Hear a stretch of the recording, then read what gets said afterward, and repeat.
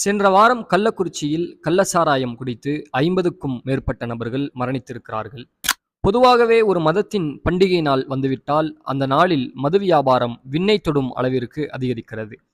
ஆனால் அதே இஸ்லாமியர்களின் பண்டிகை நாளான நோன்பு பெருநாள், ஹஜ்ஜி பெருநாள் தினங்களில் மது வியாபாரத்தின் அளவு எந்த அதிகரிப்பும் இல்லை. மற்ற நாட்களைப் போலவே பெருநாள் தினத்திலும் மது வியாபாரம் இருக்கிறது. ஏன் இஸ்லாமியர்கள் மகிழ்ச்சியை மதுவின் மூலம் வெளிப்படுத்துவதில்லை?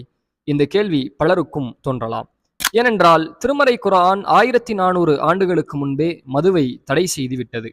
நபிகள் நாயகம் ஸல்லல்லாஹு அலைஹி வஸல்லம் அவர்கள் கூறினார்கள், போதை தரும் ஒவ்வொன்றும் மதுவாகும், போதை தரும் ஒவ்வொன்றும் தடை செய்யப்பட்டதாகும்.